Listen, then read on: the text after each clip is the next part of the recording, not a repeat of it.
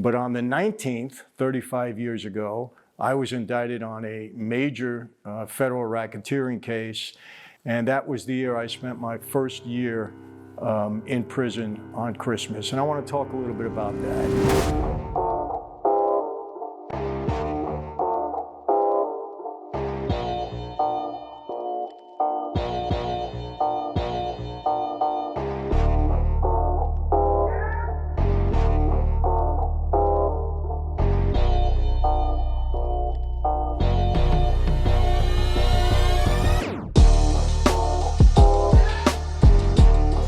Hey everyone, welcome to another Sit Down with Michael Franzese. Hope everybody is doing well. And it's now Friday the 18th. We're getting real close to Christmas. We're a week away, so we're in the final stretch. Hope everybody is getting their shopping done, whatever you're doing this year. A lot of it is going on online, I understand that, so a little bit easier. But this has been a very significant week in, historically actually, in the history of the mob. And I'll get into that a little bit. December 16th, 35 years ago on that date, Paul Castellano was murdered. I think everybody that knows anything about the life knows about that. John Gotti ordered the murder, allegedly, at Sparks Steakhouse in New York. Obviously, Sammy Gravano, who a lot of people know who he is, he was a participant in that by his own admission, did a podcast about it, got into the details this week. Very interesting for those of you that are interested. I encourage you to tune in. And another significant thing happened this week. Anthony Gaspipe Casso passed away in federal prison. He was, I believe, 78 years old. He did have the COVID virus, but he was a sickly guy to begin with. He had prostate cancer. He had lung issues. I think he had heart issues. He's been in prison for a long time. He had a 455-year prison sentence. And for those of you that know a little bit about Casso, I'll just give you a little brush up. He was a Lucchese guy, consigliere. I think he became an underboss at one point in time, admitted to 35, 36 murders. He was that kind of a guy in that life. He eventually became a government informant. He was the guy that gave up the two mafia cops. I think you heard of them. And he had been working with them, getting information from them for a long time. He eventually cooperated and gave them up, and gave up a lot of guys. But at some point in time, while he was in the witness protection program, while he was cooperating, he did some things that caused the government to throw him out of the program and not take any of his testimony. And he had gotten, like I said, a 455-year prison sentence. They reinstated that in some way. And as a result, he spent his time there. He kept fighting it, but a losing battle. And he eventually lost, I believe, on Wednesday of this past week, he passed away. Sad, you know, no matter what. I mean, I know his reputation. I did have run-ins with Gaspipe over the gas business. A lot of people think that he was the originator. He was not. But he was involved to a degree with some of the Russian guys, and he and I clashed a little bit, but we got along eventually. We solved whatever our difference was. That's for another time if people are interested in hearing about that. So those were two significant things that happened in this past week. And then a third thing happened. Today is the 18th, but on the 19th, 35 years ago, I was indicted on a major federal racketeering case. And as a result, a few days later, I was taken into custody. And that was the year I spent my first year in prison on Christmas. And I want to talk a little bit about that. You know, I had experienced a family member. My dad actually spent 40 years in Christmas and every other holiday. And for me, it was 8 years that I spent away on the holidays. And it's the roughest time of the year, no doubt about it, especially on Christmas, because Christmas is a day, hey, as Christians, we celebrate the birth of our Lord. We give presents, you know, families get together. We have great food, you know, Italians on Christmas Eve, we have this huge fish dinner. And then we give out presents that evening. And then on Christmas Day, it's a little bit more relaxed, but there's more presents, more food, just family get together. And of course, you know, we honor our Lord. So it's very difficult. And I can recall very vividly many of the Christmases that I spent in prison, especially those in the hole. You know, I can tell you one particular night, Christmas Eve, I was really depressed. I had gotten a call to my wife, and the whole family was over. By the way, for 35 years, ever since I had married my wife, on Christmas Eve, we invited her entire family to the house. And when I say her entire family, her dad was one of 19 kids. Oh, no, I'm sorry. Her dad was one of 23 kids. My dad was one of 19 kids. We had huge families. We had so many aunts and uncles, so many cousins. It was unbelievable. But on Christmas Eve, all of my wife's family would always come to the house, and we would, cook dinner for them and exchange presents. We went on until 3, 4 in the morning. It was a wonderful time. So that was going on in my house while I was in prison. I got off the phone with my wife. My kids were young, and I was really depressed, I'll be honest with you. And I was laying on my bunk, and, I was praying a little bit, and I was listening to music. Music always has a way of, lifting your spirits. I mean, sometimes you hear a song that kind of brings back a memory that's unpleasant, but it lifts your spirits. At least it does with me. And I was laying there, and all of a sudden a song came on. It was Mary's baby child, Jesus Christ. And for some reason, that song just lifted my spirits. If you haven't heard it, look it up on iTunes or wherever. And I started to feel okay, like, I know there's going to be an end to this. But, what is the day like? Well, you wake up on Christmas Day, they give you a little bit better meal. Everybody is depressed, and you're just hanging around. You try to talk to your family, but it's really a depressing time. And I don't want any sympathy, people. Listen, I did 8 years. I could have very well done 80 years. I mean, I was the most blessed guy to get a 10-year sentence. And to have my life and to have my freedom right now, believe me, I don't have any complaints because, probably I deserve much more for spending those 20 plus years on the street.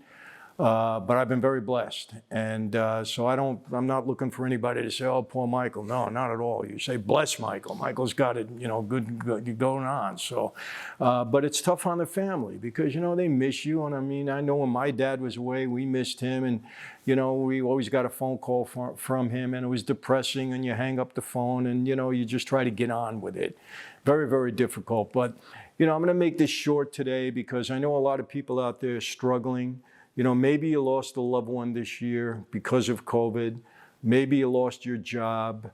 Maybe you're struggling for some other reason. Maybe you're going through COVID right now. Maybe one of your loved ones is in the hospital. All of those things could come into play. And it's not the kind of Christmas that you would normally envision yourself having, not like years past. Well, I want to tell you something. People, you got to lift your spirits. This is the time of the year where you got to just know and believe that things are going to get better. We have a new president coming in. We have a new administration. I'm not going to comment on the politics. Maybe things will get better. Maybe they won't as far as our politics are concerned. But we have to do things to make our life better. I always try to look at the glass half full rather than the glass half empty. I'm a pretty optimistic guy. I'm realistic, but I'm optimistic. I always search for, a way to make things better. And, I want to encourage you all to lift your spirits. For those of you that, you need some encouragement, boy, for me, I read the Bible, I read the New Testament, I read, stories about Jesus and how he struggled and suffered and how things turned out well. And it lifts my spirits. That's for me personally. For some of you out there that come to me, I get thousands of people coming to me, in messages on social media and through my coaching crew, and asking me for advice on, Michael, this happened in my life, that happened, I'm going through that struggle and challenge, what could I do? And times it gets overwhelming, I'll be honest with you, but we try to get there and encourage people. It's going to get better. You cannot get down on yourself. You have to believe that things are going to get better. And listen, when we lose a loved one and when we are sick, there's really nothing that you can say to make somebody feel better. You got to know that in time heals a lot of wounds if you have the right outlook for it. You got to realize that. And I want to offer you something now. I want to say this, this was the first time in 25 years that this past week that I have ever offered my books. But we offered them and we sold out in a lot of them, I'll be honest with you. But I want to offer something to you now because I wrote this book. Where is it? Oh, I have it here. I wrote this book, God the Father.